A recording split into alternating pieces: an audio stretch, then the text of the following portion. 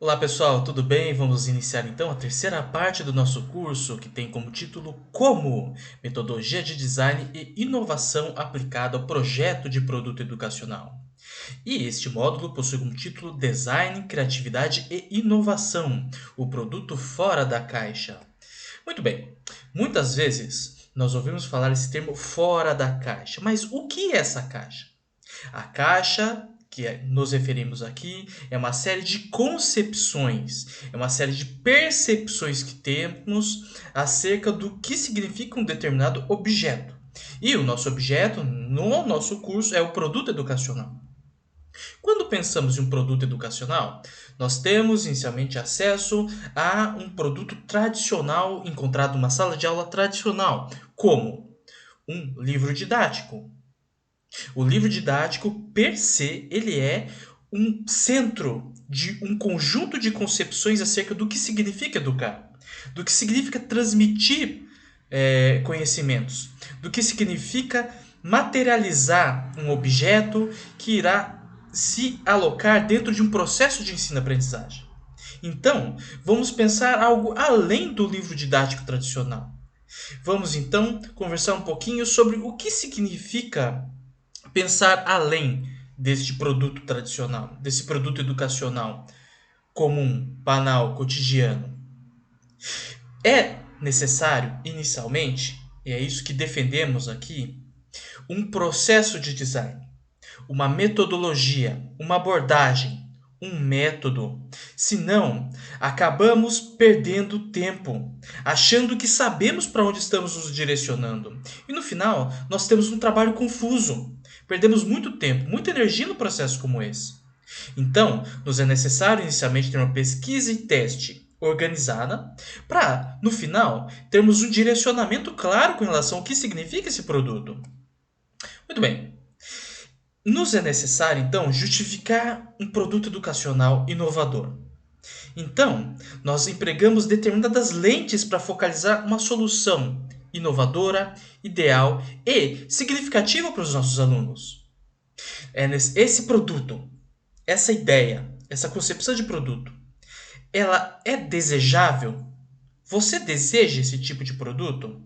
O seu aluno deseja esse tipo de produto? É interessante? Ele será um produto prático? Outras pessoas vão conseguir colocar em prática esse produto? Ele é viável ou ele é muito caro? Ele é acessível para os alunos? Ele é acessível para você? Ou ele não é acessível? Ele depende de um tipo de tecnologia que não temos acesso ainda. Essas três questões, elas intercalam-se em uma solução que será muito útil para o processo de desenvolvimento de um produto educacional. Logo, aqui nós trabalhamos com uma determinada metodologia de design, que iremos explorar de maneira mais aprofundada no próximo módulo, mas já adianto que essa metodologia é o Design Thinking.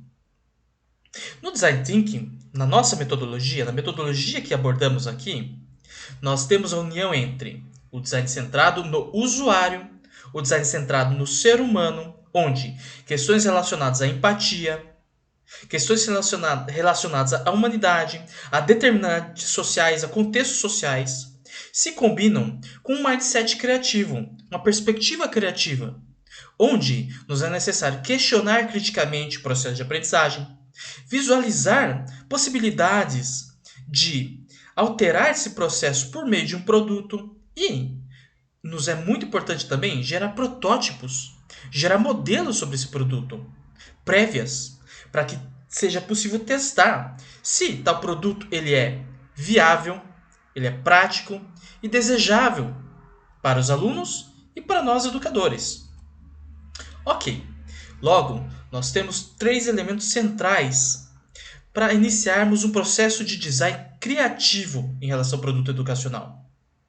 Inicialmente, observamos a sala de aula, observamos nossos alunos, levamos em consideração determinantes sociais, questões relativas às dificuldades dos nossos alunos. Em seguida, imaginamos o que significa esse processo. Em um terceiro momento, nós colocamos a mão na massa, nós fazemos. nós agimos e prototipamos um exemplo do que seria esse produto educacional. Vejam que a imaginação, essa capacidade de tentar criar novas soluções a partir de uma perspectiva nova, a partir de uma perspectiva inovadora, é central nesse processo. Devemos lembrar que o design, ele é um processo que envolve a análise, a síntese, a realização e a pesquisa. Observe que é um processo. Inicialmente, nós pesquisamos sobre o que significa esse contexto educacional no qual o nosso produto se insere. Em seguida, nos inspiramos em relação a esse contexto, para que seja possível uma análise, uma reflexão sobre ele. Em terceiro momento, nós sintetizamos e ideamos, geramos respostas, ideias. Em último momento, nós oferecemos uma solução, uma nova experiência educacional. E o conceito de experiência nos é central. Qual que é a experiência do educador e do aluno, do educando, no processo de ensino-aprendizagem? Essa experiência é positiva? Essa experiência é negativa? Essa experiência é significativa? Essa é uma experiência de diálogo? Uma experiência de hierarquia, de poder, onde nós jogamos uma prova para o aluno e ele vai ter que dar conta daquilo ali? Observem que existe toda uma necessidade de desenvolvermos um olhar crítico acerca do processo de ensino-aprendizagem para que seja possível propor uma solução criativa para esse processo. Eu vou agora, a partir desses conceitos que eu elaborei com vocês, vou mostrar alguns produtos educacionais que, na minha visão, são muito criativos, são muito interessantes e propõem novas formas, novas experiências educacionais. Inicialmente, nós temos a peça de teatro Alice, O Mundo Não é Chato. Essa peça ela foi elaborada para ensinar questões relacionadas à física e para abordar questões relacionadas a fake news e outros tipos de negacionismo científicos de maneira crítica. A peça teatral Alice, a Terra Não é Chata, ela foi elaborada em 2022 e é produto de um projeto de extensão iniciado em 2020 que teve como objetivo discutir pós-verdades e negacionismo científico de forma lúdica. É uma obra teatral científica escrita por Valmor Cardoso Godoy e vários outros indivíduos, né? O projeto de extensão da UTFPR, intitulado Alice, a Terra Não é Chata, tem como objetivo fazer uso das potencialidades de mediações despertadas pelo teatro a partir da obra Alice nos Países das Maravilhas, mediante a transposição didática de visões científicas da astronomia e da cosmografia, ou seja, temas que normalmente são espinhosos para os alunos, são complexos e que envolvem questões muito difíceis na atualidade, como as fake news, os negacionismos, as pós-verdades. E essa peça ela se situa como forma de contrapor a elaboração de concepções alternativas divulgadas pelo senso comum, por vezes presente em redes sociais ou diversos tipos de mídia, estabelecendo fundações culturais sólidas entre a física, a astronomia e o teatro. Observem que o teatro aqui nos é central. E quando falamos em teatro, falamos sobre o corpo das pessoas, o gesto das pessoas, o espaço que compõe aquela peça teatral. Ou seja, observem quantos tipos de modos semióticos são mobilizados por meio dessa mídia que é o teatro. Sim, o teatro é uma forma de mídia. É um modo de organizar significados e propor soluções muito interessantes do ponto de vista educacional. Ok. Vamos agora dar mais um exemplo de produto educacional criativo. Nós temos o podcast aqui Momento Augusto, realizado pelo Marcos Augusto Schlever. Os estudantes do Instituto Federal de Goiás, do campus de Formosa, criaram um podcast para levar conteúdos de ciências para turmas de 6º a 9º anos do ensino fundamental, de escolas da rede pública da cidade. O projeto foi realizado por meio do programa Residência Pedagógica em 2020. A iniciativa surgiu como forma de adaptação às restrições impostas pela pandemia da Covid-19.